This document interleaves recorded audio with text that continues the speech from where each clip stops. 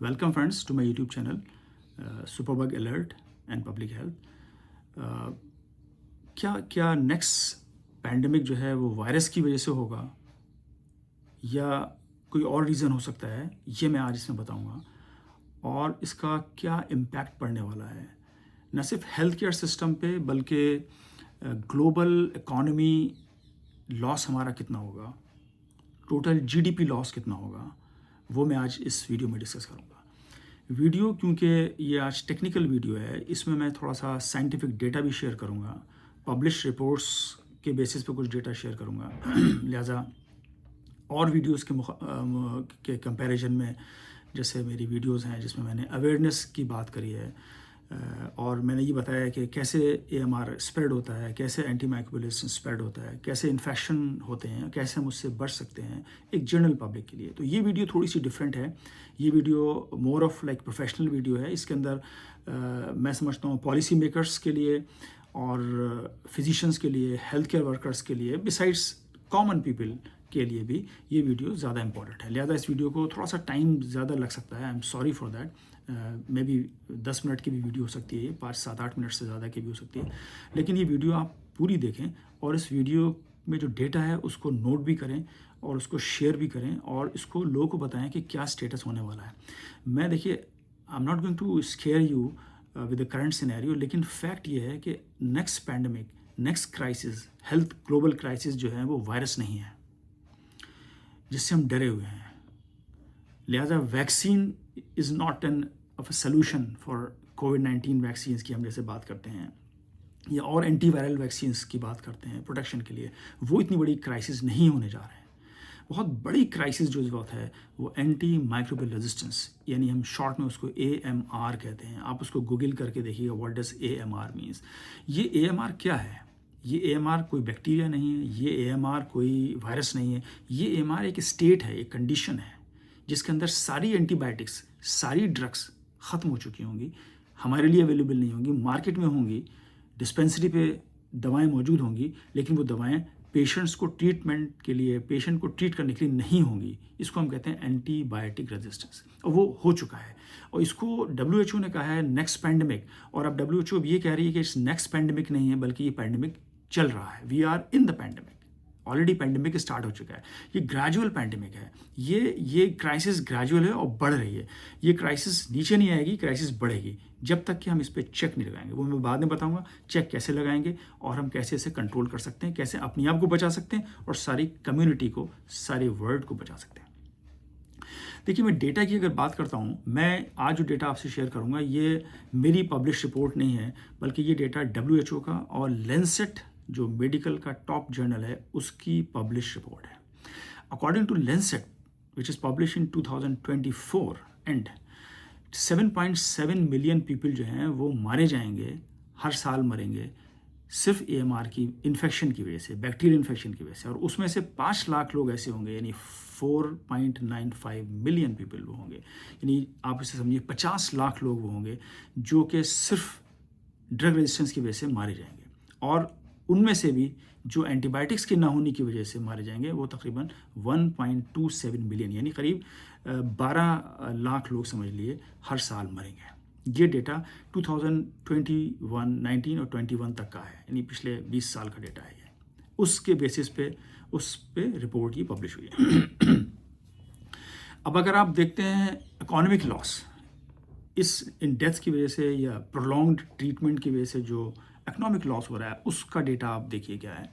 यानी AMR पे, यानी एंटी माइक्रोबियल रेजिस्टेंस, मैं बार बार AMR बोलता हूँ इसको, so please never mind it. Anti microbial resistance यानी शॉर्ट में AMR की वजह से जो cost, health care cost effect हो रही है वो 66 बिलियन एनुअली हो रही है आज की डेट में।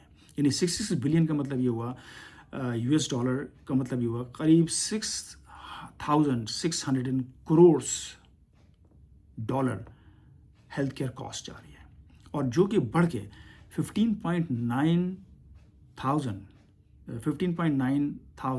करोड़, कैन यू बिलीव, यानी 160 बिलियन डॉलर US डॉलर हो जाएगी, यानी ऑलमोस्ट डबल से भी ज़्यादा हो जाएगी। तो ये एक बहुत बड़ा बाई 2050, ये एक बहुत बड़ा एक सीरियस इशू है जिस पर हमें सोचना है।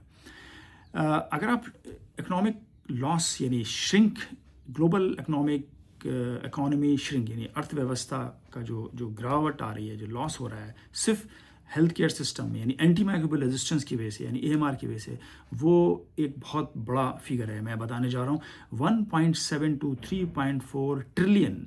ट्रिलियंस का मतलब ये होता है, यानी मैं इसको देसी ज़बान में अगर बताऊँ तो 1.7 lakh to 3.4 lakh crore $US every year.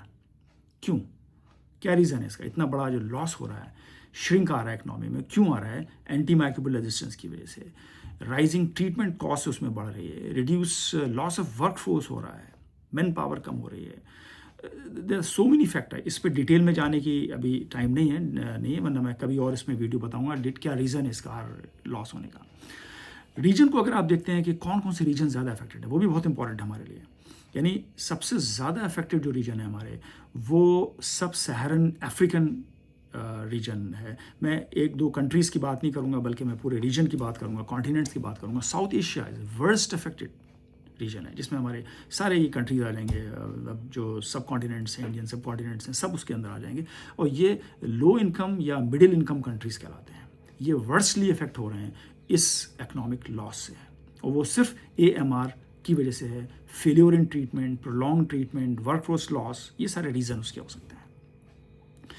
तो इस डेटा की बेसिस पे जो फ्यूचर प्रोजेक्शन है, WHO ने जो किया है, ये जो पब्लिश रिपोर्ट्स हैं, उसका फ्यूचर प्रोजेक्शन अगर आप देखें तो वो कहते हैं कि 10 मिलियन यानी 1 करोड़ लोग हर साल मारे जाएंगे इन नेक्स्ट 20 ईयर्स। ये डेटा पुराना डेटा है, क्योंकि 21 के डेटा की बेसिस पे है ये।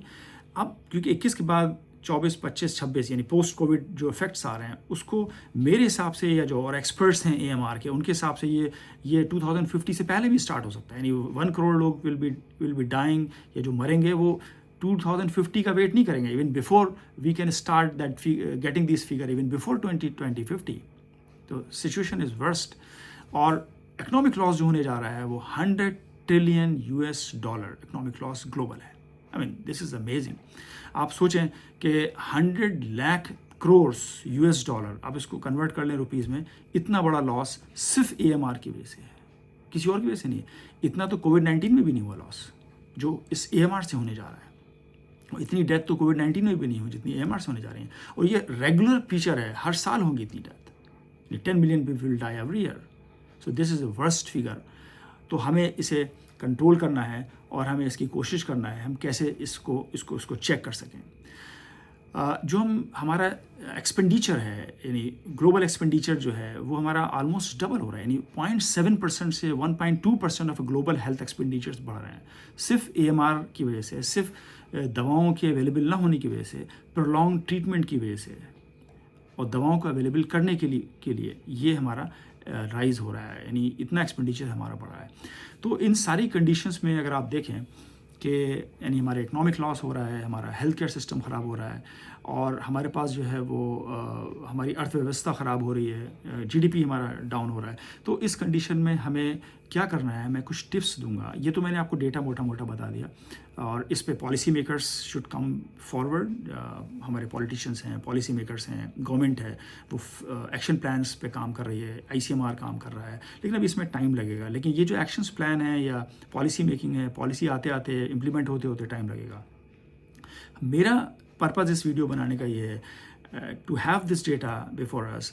हमें as a common public, as a layman, as a general public, हमें क्या करना है, वो मैं 2-3 चीज़ें बताऊंगा, उस पर हमें फोकस करना है। उससे आई एम श्योर ये जो हमारा लॉस है, हमारी 92 मिलियन डेथ हम रिकवर कर सकते हैं over the period of time by 2050। ये भी लैंसेट की रिपोर्ट है।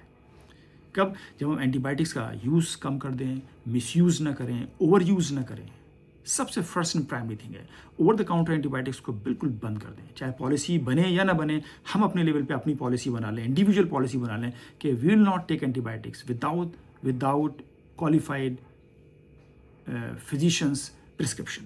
जब तक प्रिस्क्रिप्शन हमारे पास नहीं होगा, डॉक्टर्स हमें, चाहे हमने अभी 1 महीने पहले एक एंटीबायोटिक्स का इस्तेमाल किया हो, दोबारा वही सिम्टम्स अगर हमें आ रहे हो, हम उस दवा को दोबारा यूज़ ना करें। हम डॉक्टर से पूछें, बताएं उसको, मैंने 2 महीने पहले ये दवा यूज़ करी है, या 1 महीने पहले ये दवा यूज़ करी है, फिर मुझे सेम सिम्टम्स आ रहे हैं, सेम प्रॉब्लम हो रही है, मैं क्या करूँ? Doctor will prescribe. So please, तो मेरी अपील है सारे फिजिशियन से, सारे डॉक्टर से और पॉलिसी मेकर से कि have a look on this data and try to implement the policies as soon as possible to save the millions of the lives and to protect trillions of the dollars of economy of the world.